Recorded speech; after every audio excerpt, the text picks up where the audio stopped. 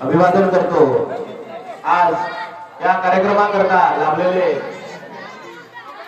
उद्घाटक आमचे मित्र किरणभाऊ नांगीरवार, आमच्या गावच्या प्रथम नागरिक सरपंच ताई बेशरामताई, आमच्या वडाईताई, आमचे ग्रामपंचायत सदस्य संदीप भाऊ देवाडेताई, सुलोचनाताई देवाडे, आमच्या सुचिताताई धोटे, आमचे तंटामुक्तीचे अध्यक्ष सविताताई पावडे, भगीरथ पाटील पावडे, मुरलीधर पाटील देवाडे, माजी सरपंच निलकंठ पाटील खिदाडे, हिराजी पाटील पावडे, दीपक पाटील पावडे, शाळा व्यवस्थापन समितीचे अध्यक्ष दिवसभर व्यस्त होतो।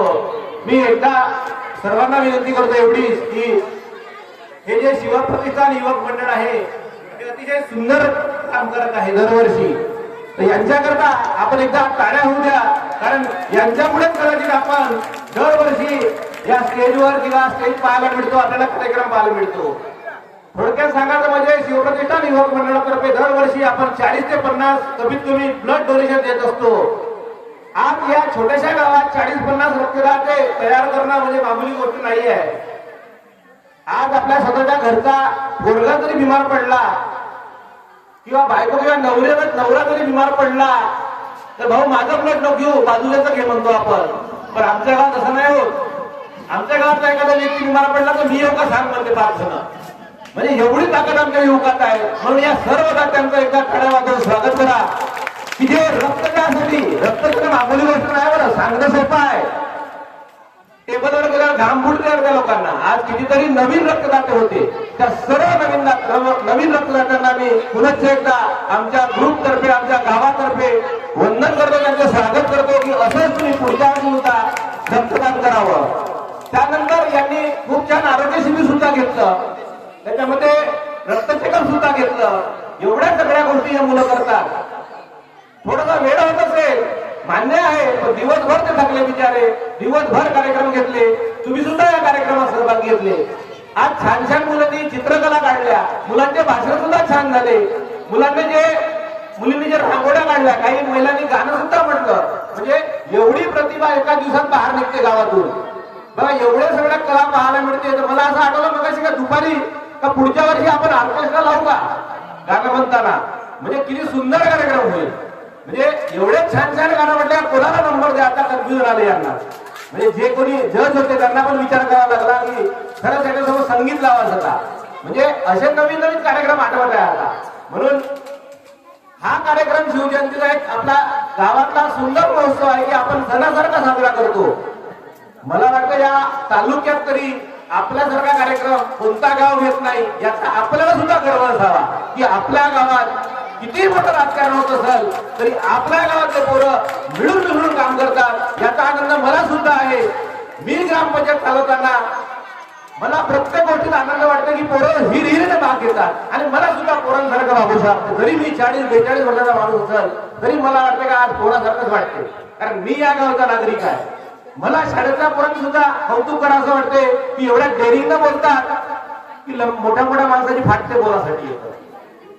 कितीतरी लोक उभे होते तर धडाधड बोलत होते, काल जोरदार भाषण दिले पोरं, म्हणजे त्यांचं सुद्धा कौतुक करा का उद्या ते लोक गावचे नागरिक आहे, गावचे प्रतिनिधित्व करणारे आहे, उद्या कलेक्टर आहे भविष्यातले, त्यांचं सुद्धा स्वागत करायला पाहिजे। आणि पुढच्या वर्षी आवर्जून सांगतो कमीत कमी या दिवशी तरी सर्व नागरिकांनी आपल्या शेतातली जसं देवकारण असते ना त्या प्रकारचं काम बंद ठेवावं, दिवसभर सहभाग घ्यावं। आज 50% लोकांचा सहभाग होता, पण पुढच्या वर्षी आवर्जून विनंती करतो युवकांना सुद्धा की सर्व काम बंद ठेवून आपण ही जयंती उत्साहाने साजरा करावी। आपण जयंती मामूली माणसाची जयंती साजरा करतो असं आहे का? नाही, महाराज आहे आपले महाराज, हे काही महाराज उगत म्हणत नाही कोणाला आहे, ते महाराज वेगळे, हे महाराज वेगळे। त्या महाराजांनी या महाराजांचा फरक आहे। या महाराजांचे 10 गुण होते, माहिती आहे का तुम्हाला? 10 गुण कुठले होते? लिडरशिप होती एक, जे नेतृत्व करण्याची क्षमता होती। दुसरं व्यवस्थापन होतं, म्हणजे आपला परिवार, आपलं कुटुंब किंवा आपला गाव किंवा आपली तालुका समजा सांभाळायचं कसं। त्याच्यानंतर आत्मविश्वास होता एक सगळ्यात महत्वाचा, जो बोलताना जो काम करताना लागतो तो म्हणजे आत्मविश्वास।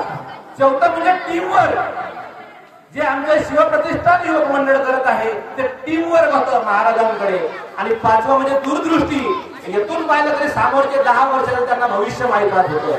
त्याच्यानंतर 6वं म्हणजे टाइम मॅनेजमेंट. जो भविष्य किंवा माणसाला घडवण्यासाठी महत्वाचा असतो टाइम मॅनेजमेंट. आणि 7वं म्हणजे योग्य सहकार्यांची निवड. स्वतः सोबत कोणते सहकार्य आले, कारण सहकारी जर विश्वासघात करणारे असले तर 100% आपलं राजकारण आणि आपलं राज्य फसते. हे सुद्धा महाराजांना तेवढं माहित होतं. आणि दीर्घकालीन विचार म्हणजे सामोरचा विचार करूनच सगळे निर्णय घ्यायचे. आणि 9वं म्हणजे शांततेने निर्णय घ्यायचं. चिडून कोणाकडे गोटा मारायचं हा प्रकार नव्हता महाराजा. शांततेने निर्णय घ्यायचं. आणि 10वं म्हणजे आखरी छोटी सुरुवात करायची पण मोठा घरातील बाम फोडायचा. असं महाराजांचं गौरव होतं. म्हणूनच त्या महापुरुषाला महाराज म्हणतो आपण. अशा शिवाजी महाराजांच्या जयंती निमित्त आपण सर्व जमलात आणि उत्साहाने जयंती साजरी केलात. याबद्दल मी सर्व गावातील नागरिकांचे खूप खूप आभार मानतो. आणि माझा सत्कार गावाने केला म्हणजे मला सुद्धा अभिमान आहे की माझा गाव मला काहीतरी सत्कार करून थोडं का होईना समोरच्या दिशेने वाटचाल करण्यासाठी एक पाऊल पुढे टाक बाबा म्हणत आहे. तर मी सुद्धा एक पाऊल टाकण्यासाठी मागं पुढे पाहणार नाही. आणि समोर तुम्हाला मात्र गावाला मात्र मी कधीच सोडणार नाही एवढी शाश्वती देतो. कोणामुळे तर आर्थिक मदत लागेल शिक्षणासाठी, बाकी गोष्ट काय घर बांधण्यासाठी, शिक्षणासाठी आर्थिक मदत लागेल मी सदैव तुमच्या सोबत राहील, तुमच्या पाठीशी राहील एवढी मी इच्छा बाळगतो. आणि माझे 2 शब्द इथेच समाप्त करतो. धन्यवाद.